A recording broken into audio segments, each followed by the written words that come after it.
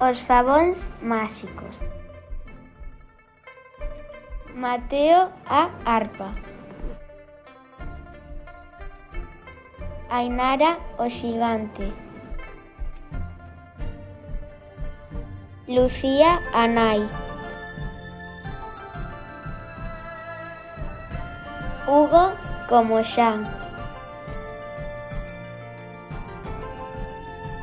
Rodrigo o trasno. Y Celia a narradora. Había unha vez unha muller viúva que vivía nunha cabana do bosque na compañía do seu fillo Xan. Como eran moi pobres, a nai decidiu vender a única vaca que posuía. Leva a vaca ao mercado e tenta vendela por a maior cantidade de cartos posible. Xa oiches a miña nai, Branquiña, debemos poñernos en marcha. A medio camiño, Xan tropezou cun pequeno trasno que levaba unha saca de famóns ás costas. Este quedou mirando para a vaca do rapaz e exclamou: Cambio a vaca por esta bolsa de favóns. Son máxicos. Se aceptas, asegúroche que te farán rico para sempre. Ti só debes plantalos e eles medrarán hasta chegar ao ceo. De acordo, a miña nai poderá ser moi leda cando lle dé a boa nova. Cando Xan deu a nova a súa nai, esta reaccionou de forma ben distinta a como imaginaba o rapaz. Favóns máxicos, pero ti non ves que son máis que simples favas? E que queres que morramos de fame? Crendo que timaran o seu fillo, a nai guindou a bolsa de famóns pola fiestra e reprendeu a torpeza do rapaz. Cando Xan se ergueu o día seguinte, descubriu con sorpresa que as zoas medraran tanto durante a noite que a súa planta perdíase de vista entre as nubes. Anda, pois vai ser certo o que dixo o trasno.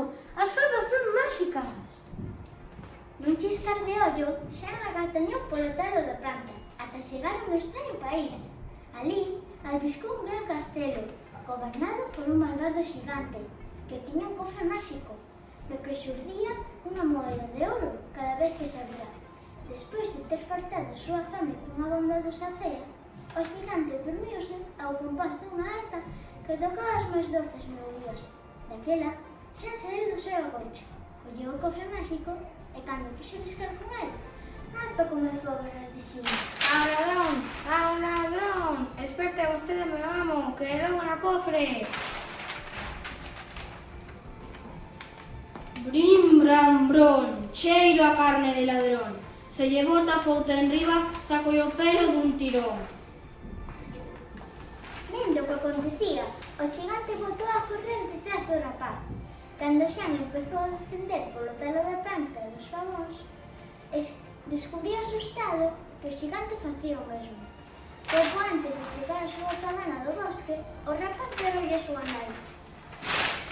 Mamá, machado rápido que me persegue un xigante.